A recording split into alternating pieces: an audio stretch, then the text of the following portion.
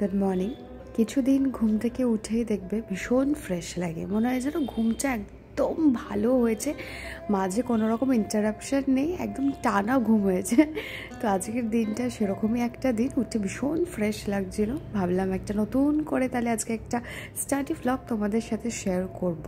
আর কমিউনিটিতে আমি একটা পোস্ট করেছিলাম যে নেক্সট কি ভিডিও দেখতে চাও, তো যা যা কমেন্ট করেছো তোমরা সবকটা ভিডিওই আমি তোমাদের সাথে শেয়ার করব। তার মধ্যে সবথেকে বেশি ছিল হচ্ছে স্টাডি ভ্লগ, প্রিপারেশন ভ্লগ, তো সেই রিলেটেডই ফার্স্ট ভিডিওটা তাই করছি।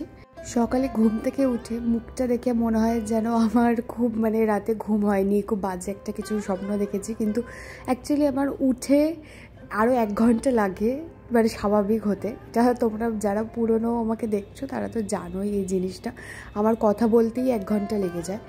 যাই হোক, সকালে উঠে খুব একটা বেশি স্কিন কেয়ার আমি করি না। আগে ফেস ওয়াশটাও স্কিপ করতাম, নর্মাল জল দিয়ে মুখ ধুতাম। এখন করি, একটু ফেস ওয়াশ করি, কারণ রাত্রে বেশ একটু ঘামঠাম হচ্ছে, সেই জন্য ফেস ওয়াশ করে সকালে উঠে একটা ময়শ্চারাইজার লাগিয়ে চেষ্টা করি যে ময়শ্চারাইজার একটু ইউভি প্রোটেকশন আছে এরকম ময়শ্চারাইজার লাগিয়ে নেওয়ার, তাহলে একসাথে দুটো কাজ হয়ে যায়।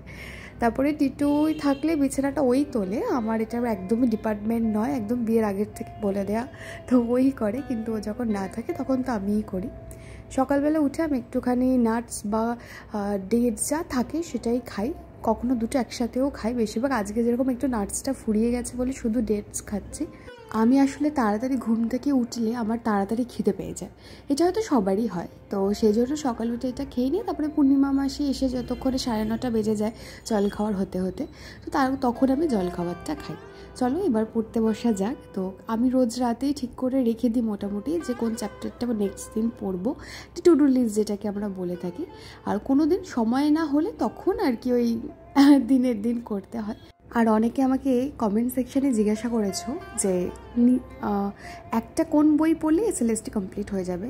এসএলএসটির যেই বায়োলজির কথা আমি বলছি, কারণ আমি অন্য সাবজেক্টে সত্যিই জানি না, সিলেবাস আমি খুলেও দেখিনি, কারণ আমার নিজের সাবজেক্টেরই 8 পাতার হয়েছে সিলেবাস, এই যে দেখতে পাচ্ছ হাতে যেটা, এটা হচ্ছে সিলেবাস, সেটা আমি প্রিন্ট করেছি 8খানা পেজে। তো এত বড় সিলেবাস আমার নিজের সিলেবাস ছাড়া অন্য কোনোটা দেখার সম্ভব হচ্ছে না। আর দ্বিতীয় হচ্ছে এই সিলেবাসটাই, বায়োলজির যে হিউজ সিলেবাস, সেটা কোনো একটা বই দেখে কখনো সম্ভব নয় শেষ করা।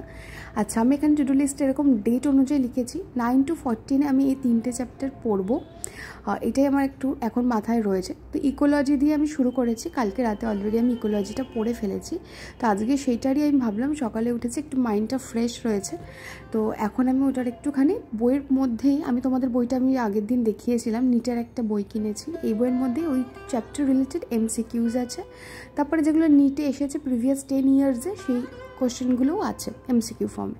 তো এখন আমি সেই এমসিকিউসগুলোই সলভ করব, আর তারপরে অ্যানালাইজও করব, এবং আমি কিভাবে এমসিকিউ সলভ করি যখন আমার ডাউট থাকে সেটাও আজকে আমি তোমাদের সাথে একটুখানি শেয়ার করব। যেই জায়গাটা ধরো অনেক সময় হয় না যে বুঝতে পারছি না কিছু, যেগুলো জানাও উত্তর সেগুলো তো করে ফেললামই, যেগুলো একটুখানি গন্ডগোল হয় তো সেগুলো আমি কিভাবে সলভ করি সেটা দেখাবো। যেমন ধরো এই একটা প্রশ্ন, যেখানে এরকম আগে আমি উত্তরটা ঠিক হয়েছে কিনা চলো সেইটা দেখিয়ে নিই, তারপরে তোমাদেরকে দেখাবো যে না আমার প্রসেসটা ঠিক হলো কিনা। তো 49-এর অ্যান্সার হচ্ছে সি, দেখিয়ে দিই, আমি এখানে সি দাগ দিয়েছি। এবার আমি এটা কিভাবে করেছি চলো সেটা দেখাই। আর যখন এই ধরনের বড় প্রশ্ন হয় আমি তখন এলিমিনেশন মেথডের সাহায্য নিই সময়টা বাঁচানোর জন্য। সেক্ষেত্রে সবার আগে দেখবো যে পরপর একই ধরনের অপশন কোনটাতে নেই, তো যেইটাতে নেই সেটা আগে সঙ্গে সঙ্গে আমি কেটে দিয়েছি, দেখো অপশন ডি কেটে দিয়েছি। তারপরে চেক করছিলাম কোনটাতে একই ধরনের অপশানস আমার মিলছে, তো দেখলাম সিতে, দেখো সি আর ডিতে একই ধরনের অপশান রয়েছে কিন্তু বিটা একটু আলাদা, তো বিটাকে সঙ্গে সঙ্গে আমি কেটে দিলাম। যেগুলো দেখবে কমন থাকে সেখানে উত্তর ঠিক হওয়ার সম্ভাবনা বেশি হয়। এবার আমাকে দেখতে হবে ডিটা, এবার ডিটাও এলিমিনেশন মেথডের সাহায্যে করা যায়, কিন্তু এবার দেখো তোমার যখন অলরেডি 3টে অপশান চলে গেছে, তুমি একটা সেন্টেন্স পড়ে এটা ট্রু না ফলস ঠিক করে নিয়ে তুমি দাগ দিয়ে দিতে পারবে, সময়টা অনেকটা বেঁচে যায়।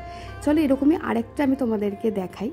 যেমন এখানে এ আর বিতে টপ কার্নিভোরাস দুটোতেই আছে এবং সি আর ডি দুটো আলাদা অপশান আছে, তো সি আর ডি সঙ্গে সঙ্গে আমি এলিমিনেট করে দিলাম।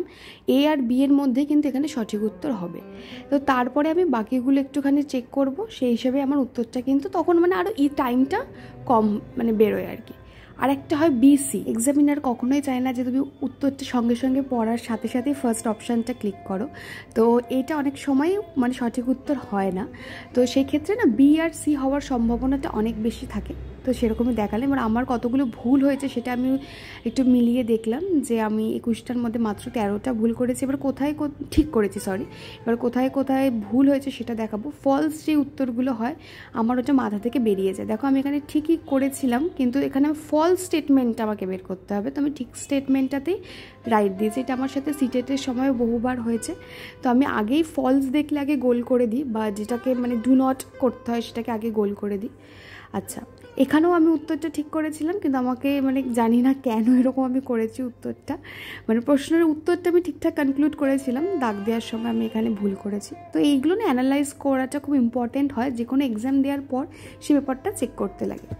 আজকে বায়োডাইভার্সিটি পড়বো এর পরে। আসলে আমার এই বইটাতে দুটো আলাদা করে চ্যাপ্টার রয়েছে, আর আমাদের যে সিলেবাসটা বেরিয়েছে সেটার মধ্যে এটা একসাথে রয়েছে, মানে একটা চ্যাপ্টারই এখন অবধি চলছে আমার।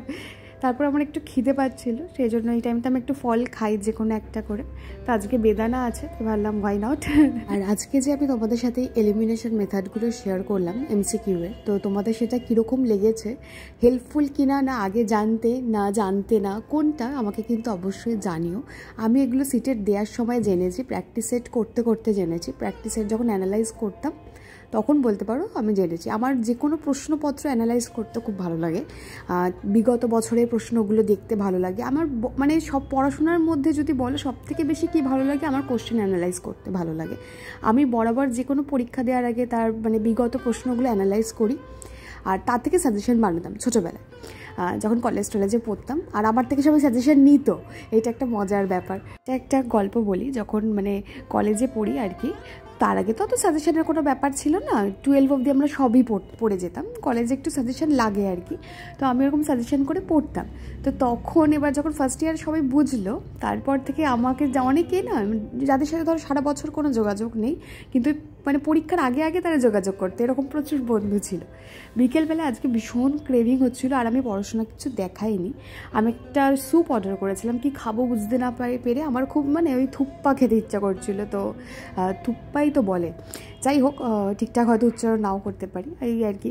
আমি প্রথমবার থুপ্পা দার্জিলিংয়ে গিয়ে খেয়েছিলাম, আমার খুব ভালো লেগেছিলো। আর পাহাড়ের ফ্লেভার তো এখানে আসবে না, তবে আমি ভীষণ মিস করছিলাম। যাই হোক, আর গরমটাই মুখে দিয়ে দিয়েছি। আজকের ভিডিওটা এখানেই আমি এন্ড করছি, এরপরে আমি খুব একটা বেশি কিছু পড়িনি। দেখা হচ্ছে অন্য একটা ভিডিওর সাথে। Till then stay happy, stay blessed and always stay positive. Bye by.